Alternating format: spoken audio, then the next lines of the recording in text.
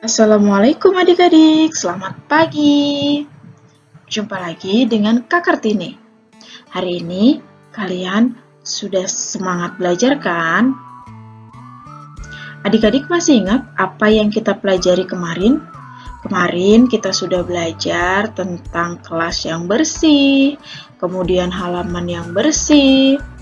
Nah, pada video kali ini kita akan belajar tentang ciri-ciri kelas yang kotor yang menjadi sarang penyakit.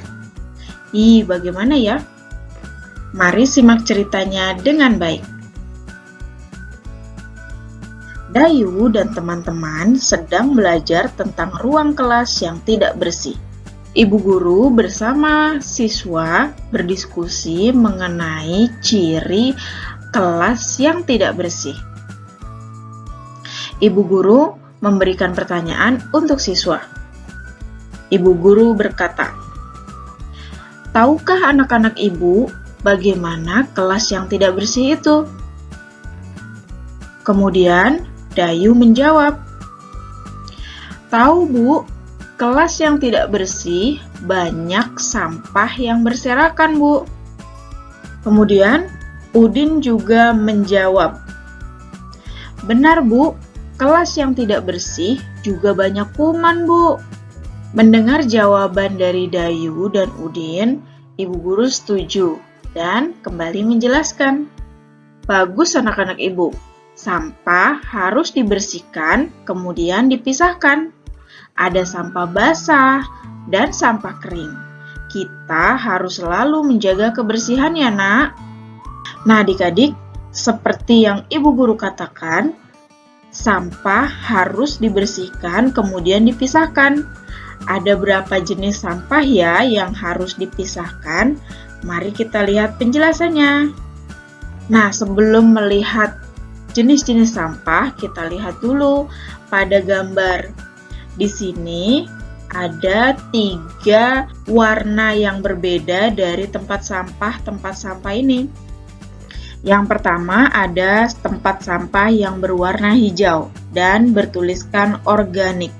Kemudian tempat sampah berwarna kuning yang bertuliskan anorganik. Dan tempat sampah yang berwarna merah bertuliskan B3. Apa ya artinya? Sampah organik adalah sampah yang berasal dari makhluk hidup dan mudah terurai. Nah, sampah organik ini juga biasa disebut sampah basah.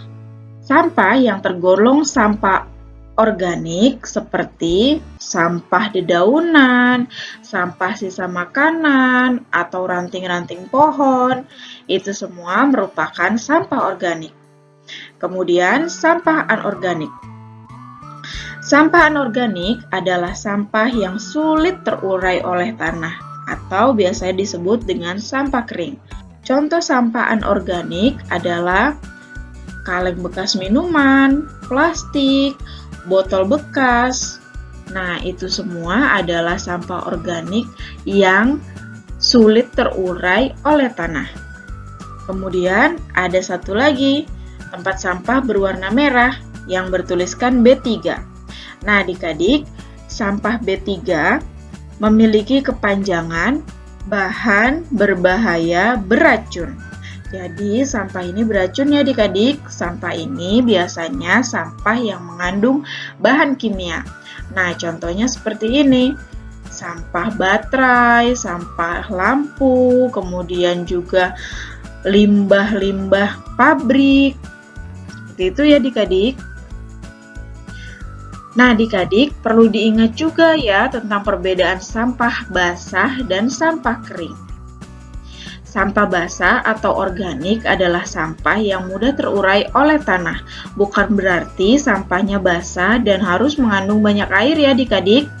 Kemudian untuk sampah kering atau anorganik juga bukan merupakan sampah yang sudah kering dan tidak berair, melainkan sampah kering adalah sampah yang sulit terurai oleh tanah. Jadi, jika botol minum yang masih terisi air sebagian dan sudah dibuang, itu berarti botol minumnya tetap tergolong sampah kering ya adik-adik, karena botol minum terbuat dari plastik dan sulit diurai oleh tanah. walaupun masih ada air di dalamnya. Jelas ya adik-adik? Nah, kita lanjutkan lagi ceritanya. Kelas yang tidak bersih akan menjadi sarang penyakit. Nah, perhatikan kelas ini, kotor sekali adik-adik, semuanya tidak beraturan. Debu dan sampah mengandung banyak kuman. Kelas juga akan menjadi sarang nyamuk, karena nyamuk suka berkembang biak di tempat yang kotor. Penghuni kelas akan terserang macam-macam penyakit, misalnya batuk, flu, dan demam berdarah. Penyakit demam berdarah ini disebabkan oleh nyamuk yang berkembang biak di kelas yang kotor. Jadi, kita harus menjaga lingkungan kelas tetap bersih agar nyamuk tidak bisa membuat sarang di kelas ya adik-adik. Menjaga kebersihan kelas dan sekolah menjadi tanggung jawab bersama. Guru dan siswa harus bersama-sama menjaganya. Nah, jika kita perhatikan pada gambar, di sini semua murid saling bergotong royong untuk membersihkan lingkungan sekolah.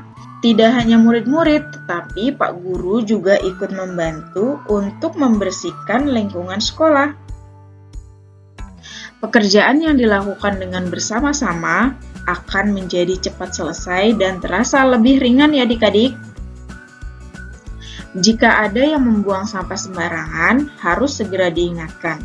Dan harus selalu ingat ya adik-adik, ketika kita mengingatkan teman, ingatkanlah dengan baik dan menggunakan kata-kata yang sopan. Jangan sampai kita mengingatkan teman tetapi dengan kata yang kasar, sehingga akan menimbulkan pertengkaran.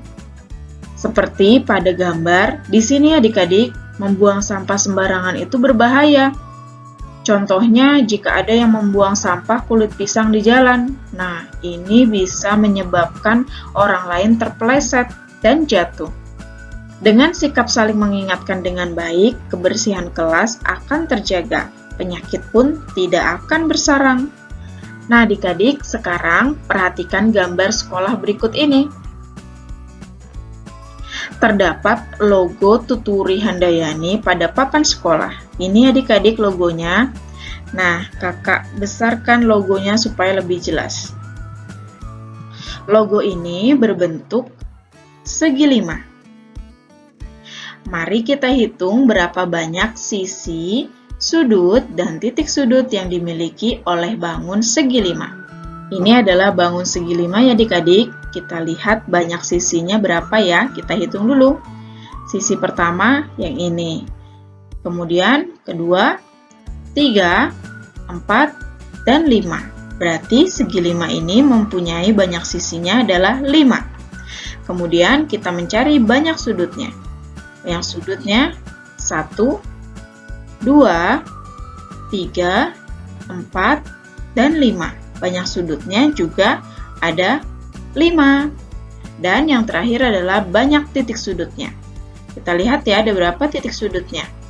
1, 2, 3, 4, 5. Jadi banyak titik sudutnya adalah 5. Ingat ya adik-adik, banyak titik sudut ini jumlahnya sama dengan banyak sudutnya. Jadi jika banyak sudutnya 5, maka banyak titik sudutnya juga 5. Nah, selain bangun segi 5 ini, ada juga bangun lain yang berbentuk seperti ini. Nah, ini adalah bangun segi 6.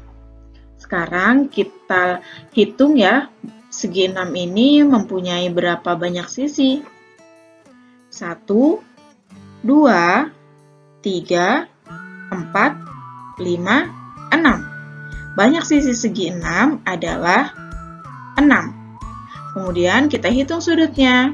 1, 2, 3, 4, 5, 6. Banyak sudutnya juga 6. Nah, ingat adik-adik, banyak sudut sama dengan banyak titik sudut. Berarti titik sudutnya juga ada 6. Jika bangun datar yang memiliki banyak sisi, berarti bangun datar ini termasuk ke dalam segi 5. Dan bangun datar yang memiliki 6 sisi, berarti termasuk ke dalam bangun segi 6. Nah, adik-adik, kalian bisa mengerjakan latihan tentang mengelompokkan bangun datar ini supaya lebih paham ya. Oke adik-adik, cukup sekian materi pada video kali ini. Sampai jumpa di video selanjutnya. Terima kasih. Assalamualaikum.